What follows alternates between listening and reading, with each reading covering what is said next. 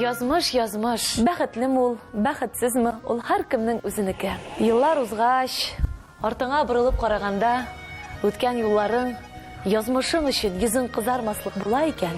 Димәк, үткән юлларың, яшәгән елларың бушка гына булмаган. Һәм безнең тапшыруыбыз да әнә шул хакта. Кунак канафиендә бүген Татарстанның ат казанган артисты, күренекле актер Шамил Бариев утырган булыр иде. Әлеге дә баягы язмыш. Әллә ялгышмы? Ләкин ничек кенә булмасын, фанилыкның үз кануны. Кыска гына гомере эчендә татар театры, тамашачылар күңелендә тирән эз калдырган шәхеснең язмышы күпләр өчен сер, табышмак. Һәм әлеге табышмакка ачыклык кертү өчен, күп кенә имеш-мимеш гайбәтләргә чик куяр өчен, бүген без кунакка Шамил Бариевның кызы, Татарстанның ат казанган артисты Айгөл Бариеваны чакырдык. Шамил Бариев – актер, педагог, режиссер. Саба районының Олы Артыш авылында укытучылар гаиләсендә дөньяга килә. Бала чактан ук мәктәп тормышында актив катнаша. Спектакльләр, концертлар оннан башка узмый. Мәктәпне тәмамлагач, Шамил Бариев Ленинградның музыка һәм кинематография институтына укырга керә. Дипломлы белгечне Камал театрына 5 куллап алалар. Озын буйлы, чибәр, гитарада оста уйнаучы егет тиз арада тамашачы мәхәббәтен яулый. Театрда әйдәп баручы рольләрне башкара. Матур гаилә кора. Дуслары аны бүген дә гаилә җанлы, якты кеше иде дип искә ала. Сәлам Айгөл. Син дип дәшсәм, син каршы түгелдер. Без инде син белән күптән аралашабыз, бер-беребезне беләбез. Син ризадыр дип уйлыйм. Әлбәттә, Замира. Исәнмесез? Шамил абый, без яраткан артист Шамил Бариев. Урамда 2018 ел. Аңа ничә яшь булган булыр иде бүген? Әтигә быел 14 ноябрьдә 68 яшь тулган булыр иде. Ничә яшьтә ташлап китте инде ул бу дөньяны? 24 ел элек, 1994 елында, 11 мартта булды бит инде бу хәл. Һәм ул вакытта әтигә 43 яшь булган иде. 43 яшь. Җир җимертеп яши торган, иҗат итә торган. Шур 68 яшьлек Шамил Бариев нинди булыр иде? Ой, Замира, аның турында әйтү миңа бик авыр, ләкин мин хәзер әтине бары тик дәвәти буларак кына күрәм. Менә хәзер мин аны бары тик дәвәти буларак күрер идем. Танылган артист буларак та түгел. Чөнки ул инде үзен 43 яшендә үк танылган артист, режиссер, педагог булып күрсәтте. Ләкин менә нәкъ үзен дәвәти буларак, һәм мин иманым камил 100% беләм аның кебек дәвәти. Ну, һәрбер әлбәттә инде һәрбер аның өчен дәвәти инде ул бердән-бер дәвәти, дәвәни, ләкин менә әти бит ул бөтен балаларын да яратадыр. Балалар да аны яратадыр. Менә сез аны күрсәгез гастрольләрдә, сәхнә артында балалар урап аладыр. Берәр нинди авылга кайтсак без, балалар чабып бөтен урамнан улаларны ничектер үзе янына җыеп, нәрсәләр сөйлидер им улаларга, нәрсәләр ниндидер уеннар уйнатып, ләкин ул балаларны бик нык ярата иде. Һәм менә шул нәкъ менә шул дәвәти дәвәни минем балаларыма җитми. Нык җитми. Чөнки мин беләм, минем әти аларга бик хисап бик күп әйбер биргән булыр иде. Тәрбия ягыннан да, тормышка карата да, һәм менә әйтеп бетерә алмыйм инде мин шуны хәтле бирә алмыйм үз балаларыма. Зур югалту, әлбәттә, аныклар өчен. Һәм гомумән зур югалту театр эчендә. Син бүген көндә театрга еш йөрисең. Камал театры синең өчен ул икенче йорт кебек, син анда бала чагың үткән, андагы актерлар белән бәйле синең хатирәләрең, күбесе сиңа үз баласы да якын итеп карыйдыр. Һәм спектакль караганда синдә шундый уйлар киләме? Бу спектакльдә менә бу рольне әти булайрак уйнар иде. Син аны күрәсең, менә шундый спектакльләргә образларга куеп караганың бармы? Юк. Юк. Бер кашандан да уй туган юк иде һәм чөнки әти һәрбер уйнаган роле, гомумән беләсеңме, Замира, мин кичкенәдән үк мин ничектер күңелем һәр вакыт ниндидер риза түгел идем мин күңелемдә, чөнки әтигә һәр вакыт нишләптер тискәре рольләрне күбрәк бирделәр. Һәм минем гел ачуым чыгады. Нишләп гел тискәре рольләр бирәләр сиңа әти дип, инде минем һәрвакыт ия кайткач, менә минем сине шундый образда күрәсем килә, шулай бит инде, романтик герой менә шундый дип. Һәм инде гел ачу чыгадыр, дөресен әйтсәм, һәм әтигә күрәсең күбрәк бәлки, белмим бит мин Зәмирә, мин бит күп әйберне белмим. Чөнки менә хәзерге заманда булсак, мин шуның хәтле күп әйберне сорар идем әтидән. Мин шуның хәтле күп сөйләшер идем аның белән. Миңа шул җитмәде, әти белән аралашу. Чөнки мин кечкенә вакытта булганда ул гел гастрольдә иде. Усал әти идеме? Юк. Тормышта кырыс идеме? Нинди иде ул? Миңа карата усал түгел иде. Ә башкаларга карата кемгә карата усал? Башкаларга карата ул беләсең, ул туры сүзле иде. Туры сүзле иде, таләпчән иде. Минем бит барганым бар, ул бит әле педагог та иде, театр училищесында укытты. Һәм инде мин бик тә кызыксынып барадырым аның дәресләренә, шыпырт кына артта утырадырым. Эй, кызып китәдер, менә кинәт психланып, урыннан торып, нәрсә эшлисез, кем шулай эшли дип. Мин шыпырткан битем, ничек булар моңа түзәләр?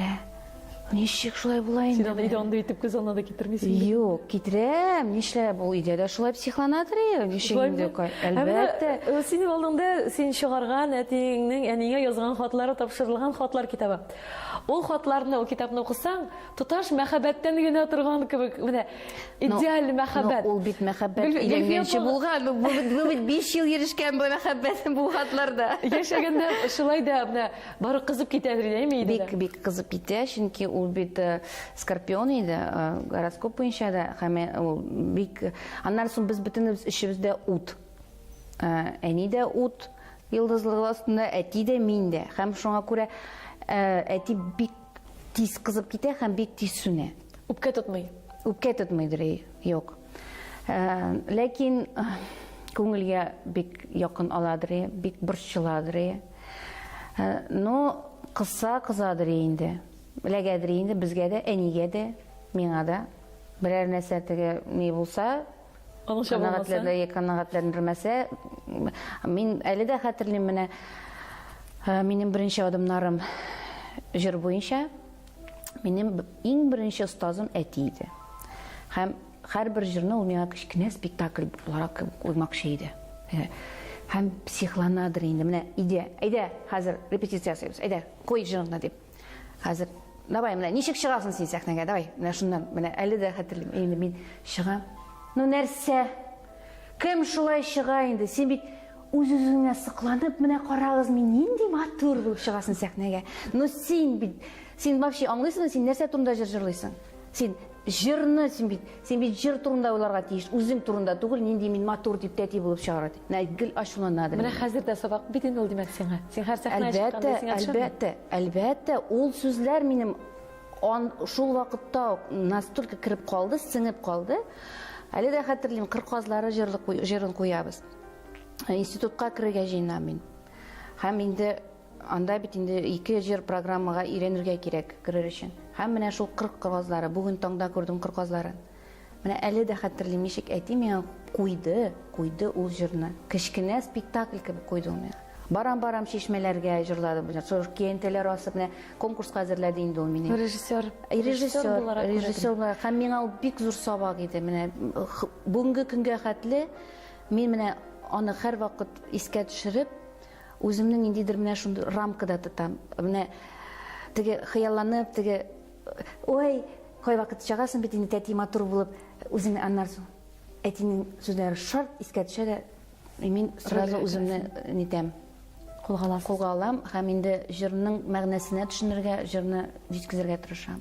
Менә аның үзенең иҗатына якын килсәк, нәрсә этәргеч булган театрга килергә? Һәммән сөйләгез әле. Туган, үскән, әтиян исән ничек кабул иткән аны. Чөнки ул заманнарда авыл агайларының ничектер кәмит уйнап йөрүен, ул бит артист булды, кәмит уйнау дип кабул иткәннәр. Аны ничек кабул иткәннәр? Баба ничек кабул иткән моны? Һәм ул да кызыклану булгандыр. Безнең Дәвәти, мин Дәвәтине белмим. Дәвәти шулай безнең бик яшь, иртә 50 яшендә китеп барды, әтинең әтисе. Ләкин безнең минем Дәвәти инде укытучы иде, мәктәп директоры. Яулашта авылында, Саба районында, һәм минем дәвәнидә укытучы иде. Һәм алар бик җитди иде, бик мәртәбәле кешеләр. Аларны барысы да ихтирам итәләр авылда. Һәм балаларны да алар менә бик шундый тәрбияви шулай үстерделәр. Һәм әлбәттә инде безнең нәселдә гомумән бер артист та юк иде, әтинең нәселендә. Һәм инде менә шулай әтинең шулай артистлыкка китүе әлбәттә һәрберсенә ул ниндидер шок та булган. Һәм ул вакытта әтигә ничектер менә Алла Тәгалә әйтәләр бит, бала тугач та аның язмышы язылган, тәкъдир уже Аллаһ Тәгалә билгеләгән уже ничек нәрсә булачагын. Һәм менә ул елны Питердан Казанга килделәр җыярга курсына, Казанга. Һәм инде менә бәхеткә каршы әти барды да һәм үтте дә, уйламаганда.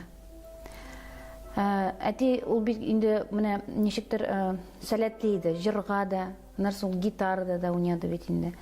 Шуңа күрә аңа ниндидер проблема булмаган шул институтка керү. Бу Камал театры өчен махсус әзерләнгән курс буламы?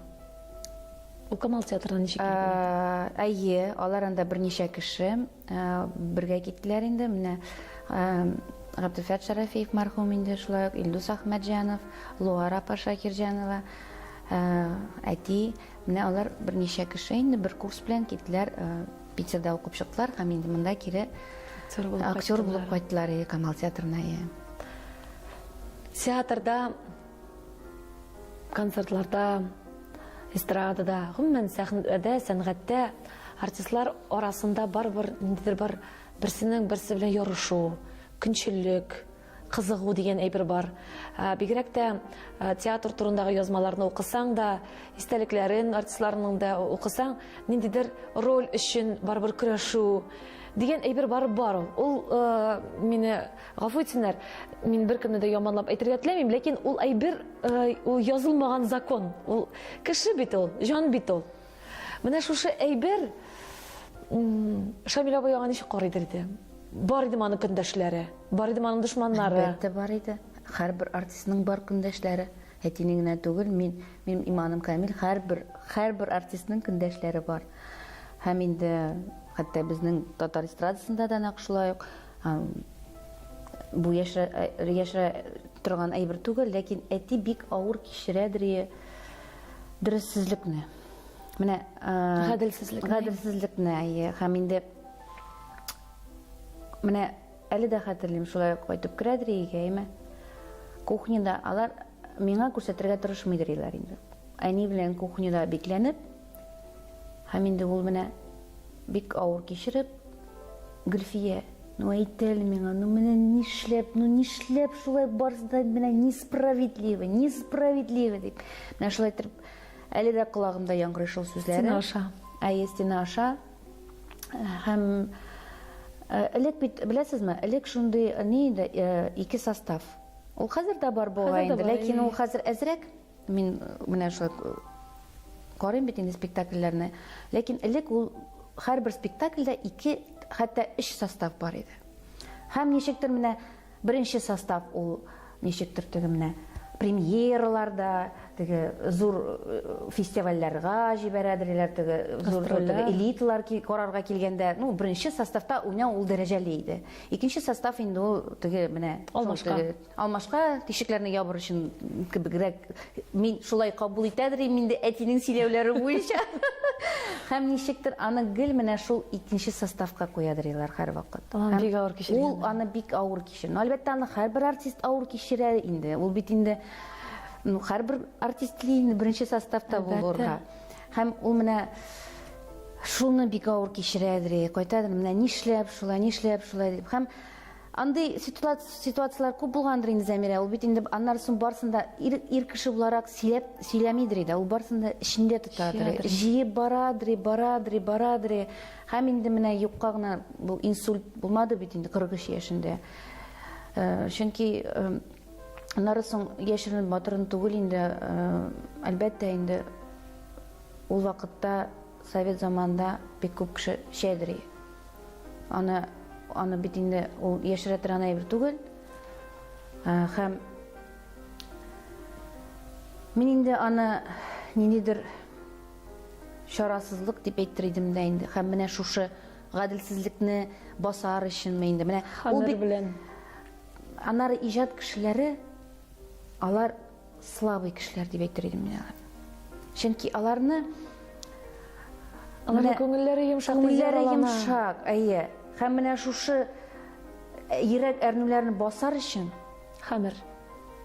менә шул юлга басалар. Аннары соң тагы бер як бар, Зәмирә.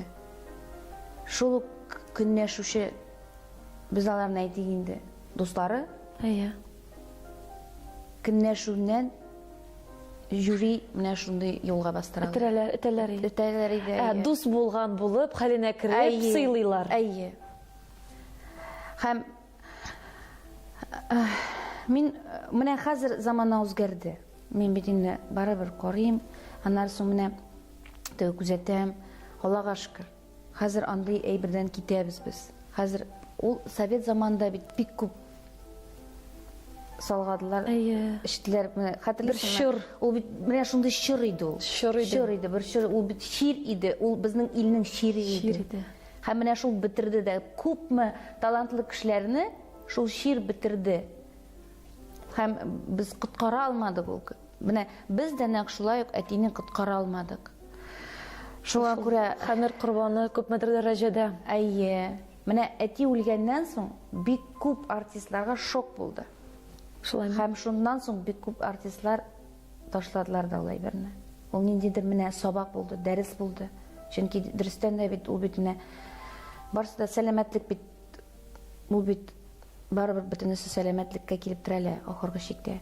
Аны яратучылар, менә театрда, шул институтта, кайда ул сабаклар биргән дуслары, менә чын дуслары, алар турында нәрсә әйтә аласың? Андыйлар да булгандыр бит. Әлбәттә, әлбәттә. Бүген дә аны сагынып, яратып искә алучылар. Гомумән бүгенге көнгә хәтле кая гына барсам, концертлар белән кая гына барсам, әллә нинди читтә урнашкан авылларга барсам да, бер-ике кеше булса да килеп әтине искә ала. Һәрбер җирдә. Менә уйлап карасың, 24 ел үтте бит инде. Авыл һаман да кешеләрнең күңелендә, йөрәгендә. Күңелендә. Чөнки әти ихлас иде. Ул ясалма түгел иде. Ихлас кеше нинди генә һөнәрдә булса да, артист булсынмы, врач булсынмы, укытучы булсынмы, ихлас кеше ул һәр вакыт кешенең күңелендә кала. Ул ихлас кеше, ул бит ачык та, ул бит начарын да, яхшысын да үзенә сеңдерә дә, ихлас кеше. Ихлас кеше ул ясалма түгел, һәм башка кеше аны сизә. Менә әти ул ихлас иде. Ачуланса ул ачуланадыр. Ачуланмаса ул ачуланмады, ләкин гомумән әтине мин менә минем бер кайчан да ишеткәнем юк, ул кемдер турында начар сүз сөйләгәне. Менә әтинең шундый ягы бар иде. Гомумән ул гайбәт сөйләргә яратмыйдыр. Игә кайтып кемдер турында кемнедер яманлап утырмыйдыр ул бер кайчан да. Менә ул Сөйләргә юлда куймагандыр. Сөйләргә юлда куймаган. Менә ничектер ул аны игътибар, гомумән ул бит эшкә чумган иде. Зәмирә, менә мин хәтерлимим, менә мин вообще әтине бик сирәк күрәдерим иде. Ул кайтып керәдер, хоп-хоп ашыйдыр иде, на ходу. И так мин китеп репетицияга кайта да ашый да, лек бит машиналар да юк. Барсы да транспортта, җәяүче. Аннан соң чабады. Так, минем радиода запись тапшыру. Радиога чаба. Так, радиодан соң мин чабам училищеда. Училищеда укыта да, училищедан. Так, мине телевидение чакырдылар, анда съемка, кино төшерәбез. Туктаусыз. Аннары Яшәргә ашыкмады микән ул? Ашыкты. Ул яшәргә ашыкты. Өлгерергә тырышкандыр. Өлгерергә тырышты бөтен җирдә, яшәргә ашыкты. Гомумән ашыгып, менә юкка гына бит аның иң яраткан җыры ашыгулар ялгышуга илтә иде. Һәм аның соңгы язмасы да "Идә мин пианинода уйныйм", ул җырлый. Менә нәкъ шул җыр. Ашыгулар ялгышуга илтә, ашыгарга никтер яратты. Ялгышларым буран, йөгрә кереп адашты.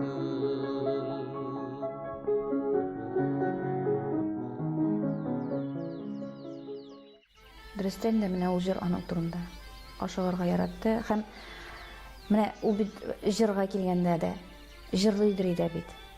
Һәм мин хәтерлим, шундый чорлар бар иде безнең. Мин 10нчы класста укый идем. Хәлим абый Җәлалов, әтием, Әхтәм абый Кәримов, баянчы. Әни, без 5 кеше гастрольгә чыгып китәдек авылларда. Машинасыз, аппаратурасыз, бернәрсәсез. Һәм бирәдек 2 сәгатьлек концерт, шыгрым тулы заллар белән. Халык киләдер, халык йөридер. Гел баянга гына тере концерт, шундый күңел үтәдер. Бер авылдан икенче авылга без җәяү күчәдер. Менә шулай тәпиләп, этеге ни туктаса менә булай итеп голосовать итеп, берсендә мәңге онытмыйм. Һәр соңга калабыз. Уже теге икенче авылга соңга калабыз, тәнә концерт башлана, машина юк, арасы, хайран инде. Җәяү барга хайран. Машина туктатабыз, бер машина юк. Икеле молоковоз. Мондай теге сары ни була, шундый молоковозлар. Сөт ташый торган. Ха туктатабыз моны, кая барырга инде. Срочно барырга кирәк бит инде, уже все килеп терәлгән. Безне әни белән утырталар шофер янына. Хәлим абый, Әхтәм абый һәм әти шул молоковозга менә булай итеп басып, ул бит түгәрәк, булай итеп басып, өстенә тотынып, менә шулай итеп килеп керәбез без авылга. Клуб янында уже кеше тулган хәзер. Билет алалар кассадан. Аба, булай итеп артистларның артларын күрсәтеп килгәннәре юк иде әле дип, мәңге онытмыйм шуны, беләсеңме? Аннан соң бер концерт менә иде, ут сүнде. Концерт уртасында ут сүнде. Ну, концертны бит инде туктатып булмый. Урамнан зур машина алып килеп, фарларын тәгәзәгән итеп, менә шулай концертны тәмамладык. Бер кеше таралмады. Шуның хәтле сагынам менә мин ул чакларны. Менә әниең турында сөйләшергәлем. Ничек танышалар алар? Гөлфия Шамил тормышында ничек барлыкка килә? Алар 67нче елда ук 17 яшь. Хорда танышалар. Элек Ленин исемендәге сарай каршында София Пашагиева җитәкчелегендә бердән-бер хор иде. Бик танылган хор иде ул республикада. Һәм менә шушында бик күп кенә шәхесләр шунда таныштылар бер-берсе белән. Һәм әти дә, әни дә нәкъ шунда таныштылар. Ләкин танышып, әти бит инде укырга керә. Һәм Ленинградка китә. Ленинградка китә. Һәм менә шушында башлана инде аларның язышкан, менә шушы китапта чыккан мәхәббәт хатлары. Һәм 5 ел буена языштылар алар. Һәм инде ул хатлар барысы да бездә сакланды. Әни инде әтинең хатларын барысын да саклады, әти әнинекен сакламады. Әнинең бер хаты да сакланмады, ләкин әнең хатын кызлар шулай бит инде, без бит инде романтик, һәрберсен саклап. Һәм менә ул хатларны укысаң, Зәмирә, андагы менә ул ихласлык, анда бер сүз дә теге ничектер ясалма түгел, ул әллә каян теге китаптан алынган түгел, менә күренеп тора, йөрәктән чыккан, шин ихластан чыккан. Ләкин элек бит телефоннар юк иде. Менә алар атна сайын язган ул әнигә хат. Атна сайын анда бит даталар белән тора, конвертлар белән, конвертларга хат ясаклады бит инде әни. Һәм хәтта аларның даже теге ачуланышкан, әйткәләшкән чаклары да шул хатларда чагыла. Һәм беләсеңме нәрсә? Әти әнигә үпкәләгән вакытта хатларны русча язадыр. Менә бар шундый хатлар гел рус телендә. И сразу аңлап буласыздар. Аха, булар әйткәләшкәннәр. Ачулашканнар бу ачы тутып русча язады. Менә бит шулай ук бу бит хатын кызга хөрмәтме, ул тәрбиямы? Язмышы тормаган бит. Менә барбер дә бүгенге замана егетләрне күз алдына китерсәң, үзе килсен диеп, барбер дә кире борылыр, я булмаса үпкәләп йөрер. Әбит язуын туктатмаган, русча булса да язган. Юк, язуын туктатмаган. Һәм менә ул хатларны укысаң да күренеп тора, әти ничектер менә әтине бик нык яраткан инде.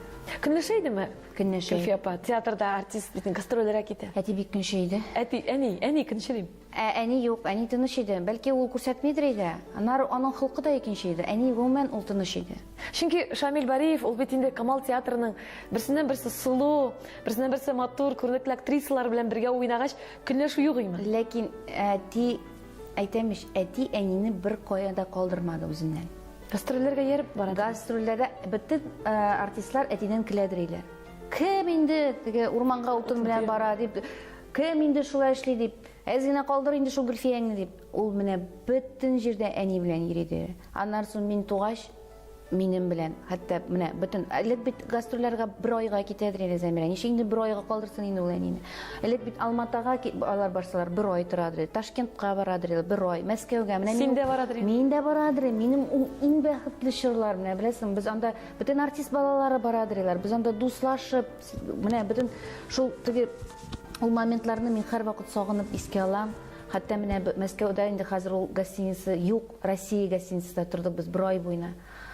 Ой, шундый сагынып искә алам. Хәтта менә бу китапта бердән бер хат сакланды. Кайчан өйләнешкәч, уже мин тудым.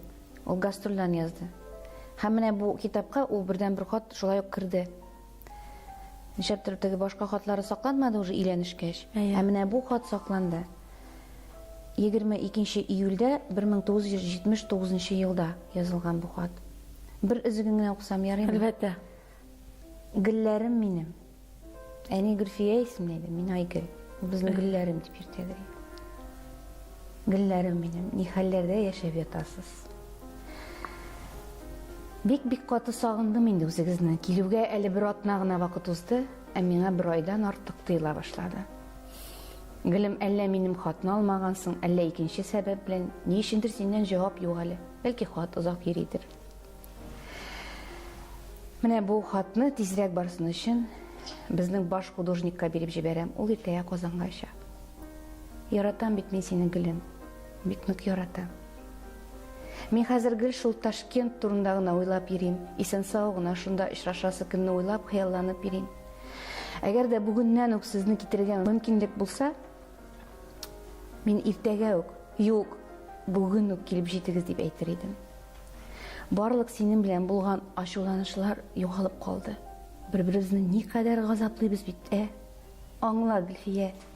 Минем сиңа карата бер генә каршы фикерем дә юк. Ә синең ачуыңны кача китерә микән?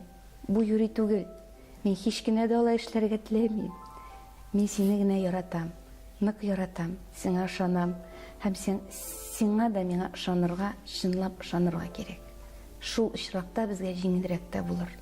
Әлбәттә, бер-береңнән аерым тору бик читен. Ләкин яраткан кешеңнең сине дә яратуын, ышануын, көтүен белсәң, ышансаң, яшәргә ышанычлырак. Шулай бит, Гөлем. Син булсаң инде монда хәзер.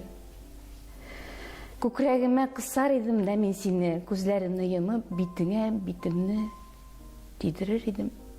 Аннан соң озак итеп, сурып үпәр идем үзеңне. Айгөлемне дә бик сагындым инде. Эшләп йөри икән ул хәзер. Ташкентка килү турында хыялланып йөриме? Ул бит бер нәрсәгә настроиться итсә, безнең кебек гел шул турында гына сөйли. Нәкъ шулай. Мине сорыймы? Сагынамы? Ярый, Гөлем. Хәзергә сезнең белән саубуллашам. Хат яз, мин көтәм синнән хатлар. Барсын да миннән күп сәлам әйт. Минем хәлләр ярысы. Ашказаны артык борчымый ту. Көннәр монда бик эссе, урамда артык күп йөреп булмый. Спектакльләргә халык күп йөри, яраталар. Гөл, телеграмманы бу адрес белән җибәр. Алмата шәһәре, проспект Коммунистический, гостиница ЖТСУ, до востребования Барееву, Шамилю. Кысып кычам, үбәм, синең Шамилең. Көтәм. Менә монда бер сүз дә өстәлмәгән, бер сүз дә үзгәртелмәгән, бер хәреф тә, бер... Һәм менә ничек ышанмыйсың инде мәхәббәт юклыгына, Зәмирә? Менә барлыгына, юк. Әйтәләр бит мәхәббәт юк дип. Менә ничек ышанмыйсың инде? Менә Күпме мәхәббәт, күпме ихласлылык. Һәм мин шуны хәтта рәхмәтлемен, менә шушы мәхәббәт ярату белүем миңа әтидән күчте. Шуның өчен генә булса да мин әтигә мең рәхмәтлемен. Шуның өчен генә булса да. Әлбәттә, аңа рәхмәт әйтә торган сүзләр бихисап күп. Ләкин менә минем өчен тормышта иң кирәклесе менә шушы ярата белү. Белмим, менә бу китапны бик күп кешеләр укып чыкты инде һәм миңа бик күп язулар килде, шалтыраттылар. Ничек инде менә ир заты шулай ярата беләме, ир заты шулай әйтә беләме? Теге гадәттә бит инде хатын-кызлар шулай теге хыялланып, ничектер язалар, хисләнеп. Монда киресенчә. Алар бик нык бер-берсен яраттылар, Зәмирә. Чөнки әти үлгәч тә, әни бик нык искәренде. Башта 1-2 елны ул ничектер әле түзеп яшәде, ничектер әле үзен кулда тотты, ләкин бер көн дә үтмәде әтине искә алмыйча, һәм инде әнигә бит инде алар 1 елга иделәр, 43 яшь. Әйтәм, әни, тормыш дәвам итә иде, әйтәм, сине таныштырабыз, хәтта шундый ук тәкъдимнәр ясап карадым. Мин каршы түгел кызым, ләкин миңа нәкъ әти кебек кеше кирәк. Әйтәм, аны кеше юк бит инде, алай була алмый. Юк, миңа тогда бер кеше дә кирәкми дип, менә шулай озак яши алмады әтидәм. Башка сагыну, саргаю алып киттеме аның? Саргаю алып китте. Бары тик саргаю, чөнки ул бер кешене күрмәде, бер кеше белән дә аралашмады. Эшкә барып, өйгә кайтып, менә утырадыр, уйланып, фотографиялар алып, менә карап. Һәм аның бердән бер хыялы иде мине кияүгә бирергә. Һәм инде хәзер бик таңлыйм аны, чөнки ул курыккандыр, мин бер үзем генә калырмын дип. Минең кияүгә бирүгә үк 3 айда үтмәде, ул китеп барды. Һәм уйлым, әти алып китте инде аны, чөнки әти бик нык яратты әнине, нык яратты. Һәм алар бик матур пар иделәр бит, Зәмирә. Әти кап-кара чәчле, озын буйлы. Әни сап-сары чәчле, зәп-зәңгәр күзле. Театрга килеп керәдерләр. Хәтерлим, Марсель Хакимович Сәлимҗанов, каян таптың син бу марҗаны дип башта әйтте. Килеп керүгә үк инде. Ышанмадылар, татар кызы шундый була аламыни. Сап-сары чәчле, үзенең табигый чәч иде, әнинең шундый, һәм зәп-зәңгәр күзле. Һәм инде ышанмадылар башта инде татар икәнлеген. Аннан соң инде менә дөрестән дә әни дә бик шибәр иде бит инде, бик матур пар иде алар. Күздә тигәндер инде Зәмирә, күздә тигән, сокланып караучылар бик күп булды. Әти көнләшәдер дип әйтә башлаган идең. Әти әнине әйе, шуңа күрә дә уланы бер җирдә дә калдырмады, гел үзе белән әти әнине әйе. Һәм инде мин менә мәсәлән театр спектакльләрне карарга барганда, әти үшә бит инде андан, мәсәлән, бер актриса белән. Мин әнине гел йөдәтә дөрим. Әни, ничек син көнләшмисең, ничек шуңа тыныч кына карый аласың? Кызым, бу бит театр гына. Шулай тыныч кына, бәлки ул. Әлбәттә. Янымда яратам дип торган кеше булгач. Алар барыбер дә, алар ачуланышсылар да, алар ишек ябып, Зәмирә һәр вакыт миңа күрсәтмидерләр. Мин теге шыпыртны нисем икән, бер кайчан да минем алдымда алар менә күрсәтмидерләр. Ничектер менә шушындай бездә закон бар иде, мин ул гаиләдә белмим. Шәхсән минем үзем өчен ышанмыйм, ул калды ерак, җыр. Менә ул җыр минем өчен Шамил Бариев ул. Мин ул җыр, менә һәрбер җырның үзенең ниндидер бер кайтавазы була. Минем өчен ул шәхсән, минем өчен тамашачы буларак, мин бит үзем дә бала гына ул вакытта. Шамил Бариевның җыры ул. Шул җыр ишетәм икән, кем генә җырламасын. Шул кып-кара мыеклы, гыдрә чәчле, ничектер менә шулай күзен кысыбрак кына карап торучы Шамил Бариев күз алдына килә. Ул аның җыры. Мин сине хәзер ачуланма. Бәлкем яраңа кагылырмын. Мин сине шул көнгә алып кайтасым килә. Мәгән тамашачыларны да бу сорау борчыйдыр. Ничек булды бу хәл? Нәрсә белән бәйле бу хәл? Сез кайда идегез? Ярдәм итеп булмадымы? Менә бу сорау миңа калса бүгенге көнгә кадәр әлеге вакыйганы белмәгән кешеләрне борчыйдыр. Ниченче ел? Нинди көн бу? 1994 ел. 11 март. Изге Рамазан айы. Жұмға күн. Һәм біз инде ғадәттә иртән уянып, мен институтқа жинеп, шығып кеттім, әне ішке. Әти йоклап қалды. Ләкин әтинең, мен білдім инде, әтинең сағат 10-да репетиция барга тиеш еді театрда. Ул инде біраз соңрак уянып, шунда барга тиеш еді.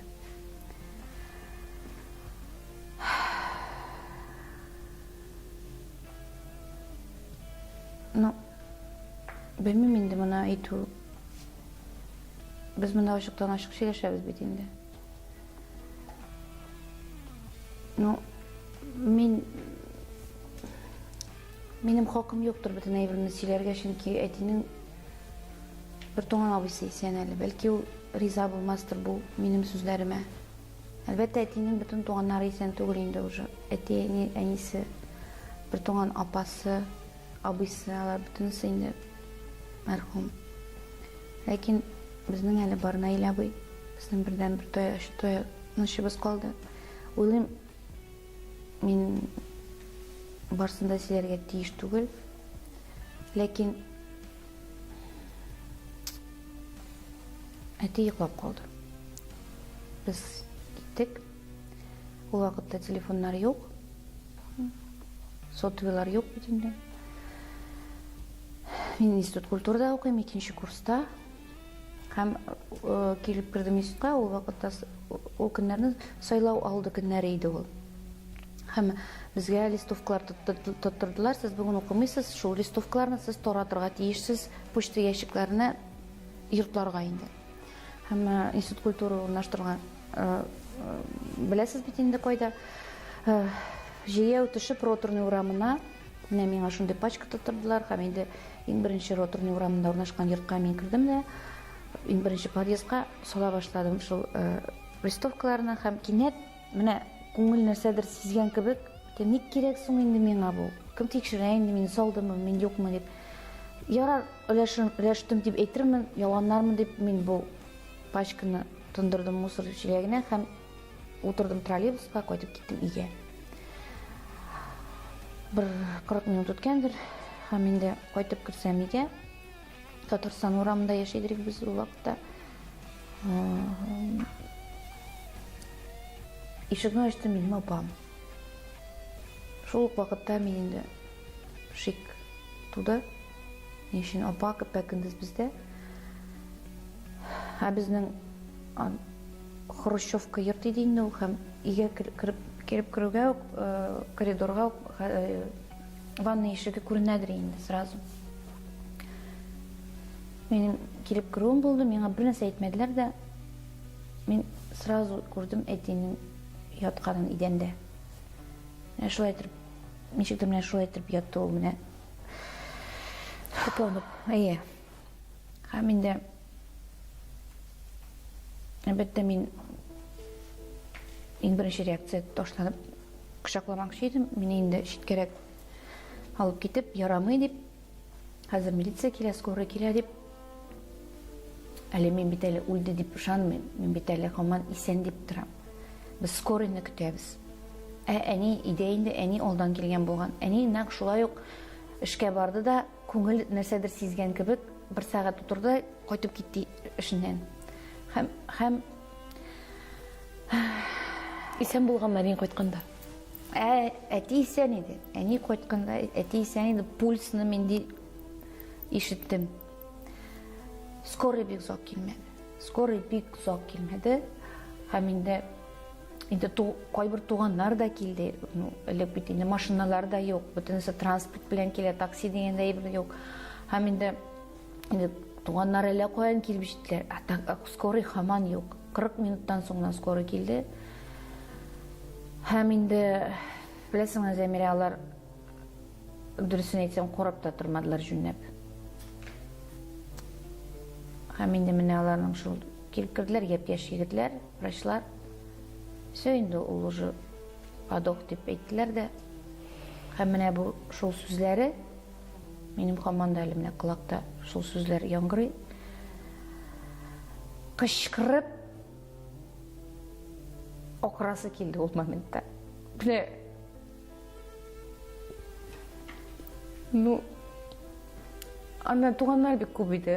Аннан соң мин уже хәтерләмим, монда шундый ни башланды агызыга, ләкин менә ул секундта ничегинде кешене коткарып була, менә кешене коткарырга буладыр. Ләкин все. Уже менә ул секундта мин аңладым, все, минем тормыш 180 градуска әйләнде һәм үзгәрде. Аннан соң инде ул бит инде Олег бит инде шулай ук менә хәбәр салырга, халыкка бит ничек җиткезергә кирәк, менә ул ниләр башланды инде. Әни турында күбрәк уйладым инде ул вакытта, әни янында булдым. Ул менә барысы да шундый бер артлы барды һәм икенче көнне инде хәзер Шамил Зиннурчка, иң беренче Шамил Зиннурчка хәбәр иттек. Әле бит аны репетициягә килергә тиеш иде. Прогон аларның премьера алдыннан. Марсель Хакимович, кая Шамил Бариев? И артистлар аннан соң сөйлиләр инде. Репетиция уртасында килделәр, Шамил Бариев үлде дип, бөтенсенә шок. Ничек үлде, ничек? И кешеләр ышанмадылар. Һәм инде иң беренче Шамил Зиннурчка хәбәр итеп, Шамил Зиннурч безнең инде уң кул иде, мәрхүмкәем, шулай ул безнең яклаучы да, саклаучы да, безнең яклаучы да иде. Ничектер менә иң беренче чиратта шуңа инде бөтен вопросларны ничектер хәл итәдер.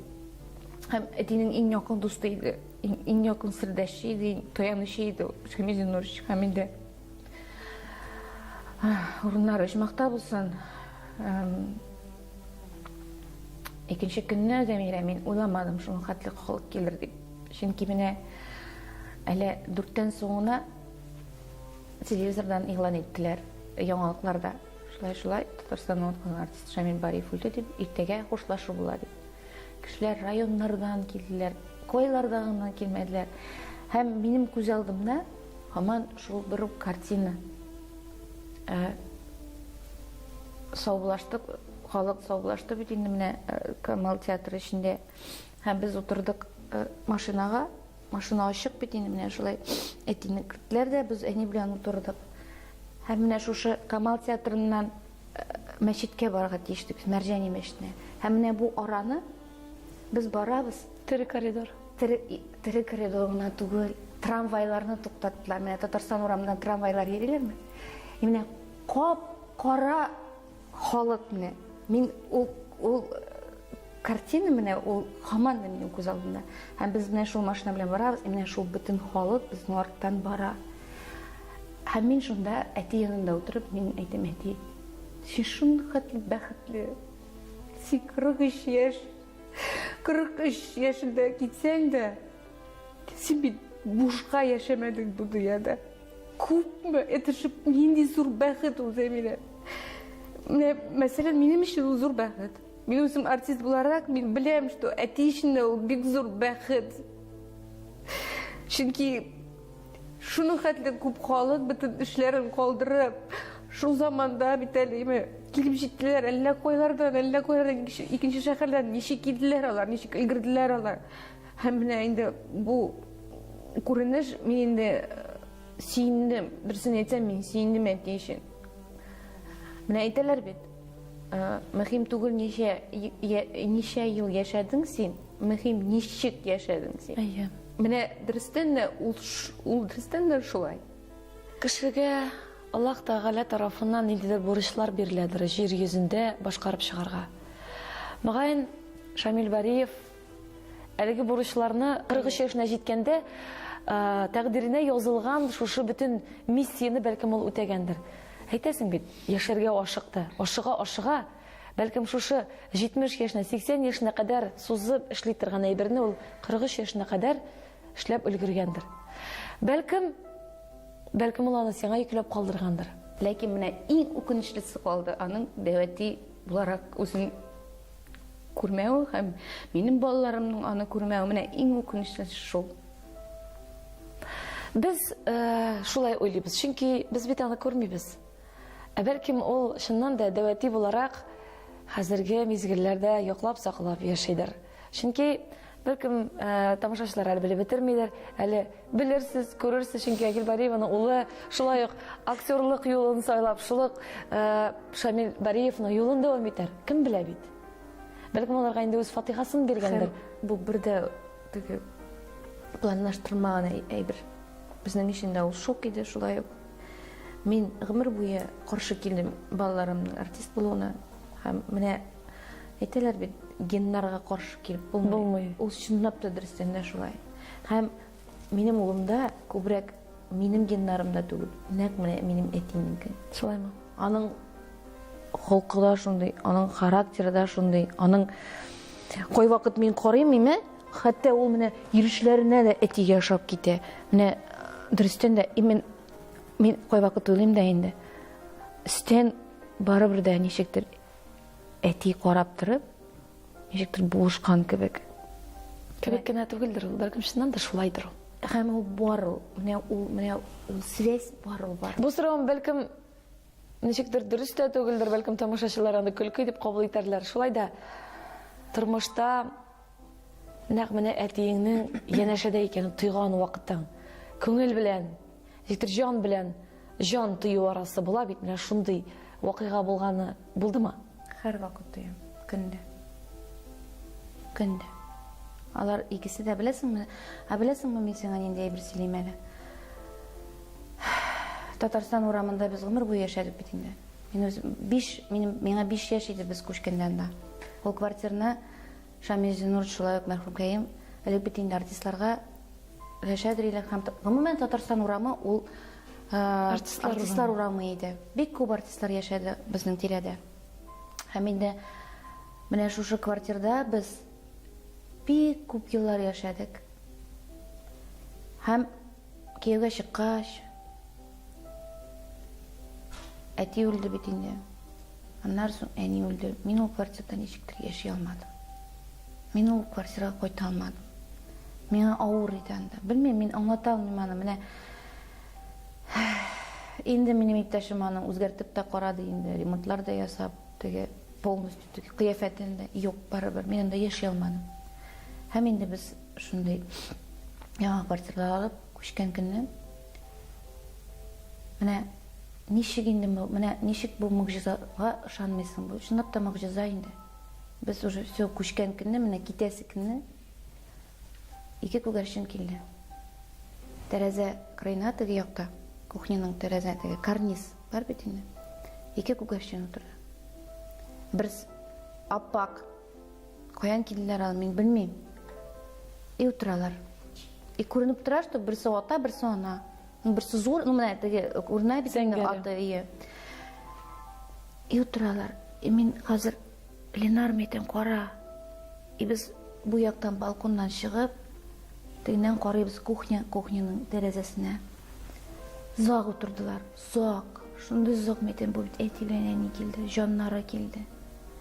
Һәм беләсеңме, Зәмирә, менә бу яңа квартирага күчкәч, ел саен, аны минем балалар да белә уже, минем туган көнемдә өйгә берәр нәрсә очып керә.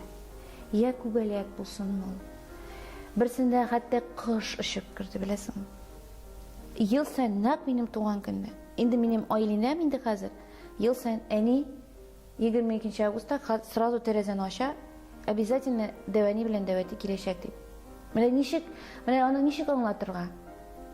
Без ышанмыйбыз. Бар ул.